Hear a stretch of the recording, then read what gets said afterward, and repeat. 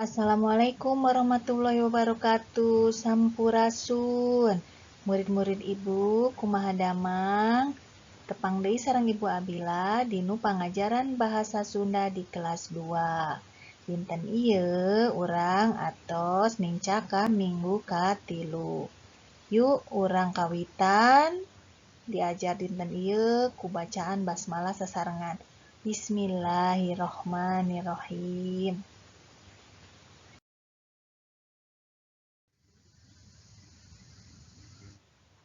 Masih dina pangajaran 5 dinu materi panyungsi basa.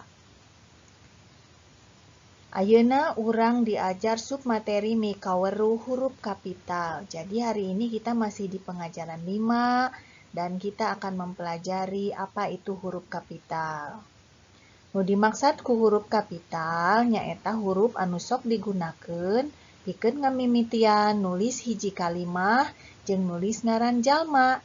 Jadi huruf kapital itu digunakan untuk menuliskan di awal kalimat dan nama seseorang. Contoh penulisan huruf kapital pada nama orang adalah seperti ini. Titenan nami jalmi di handap ieu. Ahmad, Iwan, Roni, Dudi, Gina, Dewi.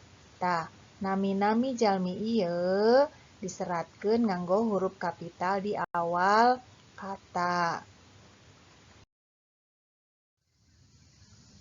Salajengna mangga titenan kalimah ieu atau contoh huruf kapital di dalam penulisan suatu kalimat. Agus angkat ka sakola. Bumilina sae pisan. Rudi maca buku di perpustakaan. Tadinu kalimat ieu diawali ku huruf kapital.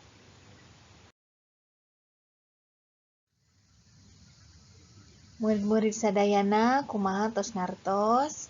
Di mana wae urang kedah nyeratkeun huruf kapital, bagaimana sudah mengerti ya bagaimana cara menuliskan huruf kapital ditempatkan di mana saja, yaitu di awal kalimat dan pada penulisan nama seseorang.